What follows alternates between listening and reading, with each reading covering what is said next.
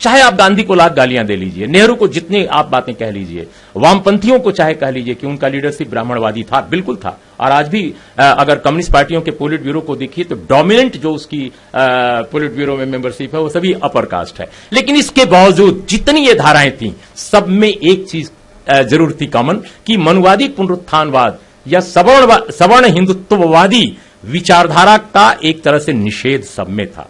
लेकिन जो निषेध करने वाली शक्तियां थीं वो 2014 में आते आते बिल्कुल खलास हो गई। क्यों हुई, ये सोचने की बात है।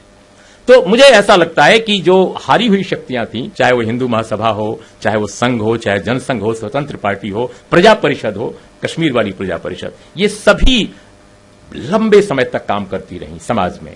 और समाज में सिर्फ झंडा लेकर, नारे लगाकर नहीं। बहुत सारी पार्टियां बहुत अच्छे विचार रखती हैं, लेकिन वो केवल नारे लगाती हैं, विचार केवल भाषण दे लेती हैं, कभी आयोजन कुछ कर लेती हैं, लेकिन जनता के बीच जाकर के उन्होंने काम नहीं किया। इन लोगों ने कीर्तन, भजन, मंदिरों का विस्तार। तो हमारा यह कहने का मतलब है कि जो लोग बिल्कुल जिनके पास समर्थन नहीं था, उन्होंने कैसे धर्म का हथकंडा अपना करके और उन्होंने कीर्तनों के जरिए, भजनों के जरिए, तमाम तरह के नए देवी देवताओं के जरिए, सिनेमा के जरिए, टेलीविजन चैनलों के जरिए, मनोरंजन चैनलों के जरिए सब कुछ उन्होंने लगातार काम किया कंसिस्टेंटली। और चूंकि भारत का कॉर्पोरेट वर्ग, भारत का जो व्यवसायी वर्ग है, बड़ा व्यवसायी वर्ग उनके साथ था, यानी सवर्णवादी हिंदुत्व, ब्राह्मणवादी हिंदुत्व और भारत का कॉर्पोरेट दोनों की ताकत मिली हुई थी। इसलिए उन्होंने बहुत खूबसूरती के साथ इस्तेमाल किया और उन तमाम, चाहे अर्जक संघ हो, वामपंथी हो, कांग्रेस के पॉजिटिव लोग हों, समाजवादी हों, इन सबके तमाम जन समर्थन के बावजूद वो काबिज हो गए।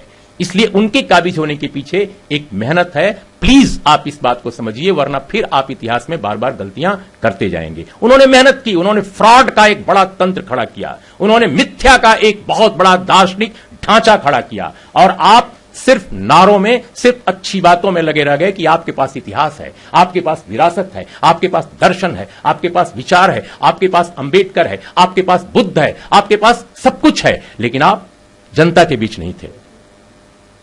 सो ये वो कारण है जिसकी वजह से आप किन मनोरंजन चैनलों को अपने घरों में देखते हैं, आपके बेडरूम तक वो घुसे हुए हैं। आप क्या बात करते हैं, आप एक सेमिनार यहां कर ले रहे हैं, लेकिन आपके बेडरूम में हर शाम 6 बजे वो शुरू हो जाते हैं और वो बताते हैं आपके बच्चों को, आपकी बीवी को, आपकी बहन को, आपके भाई को, आपके दादा को, आपके दादी को कि क्या सोचो, क्या सुनो, क्या सपने देखो।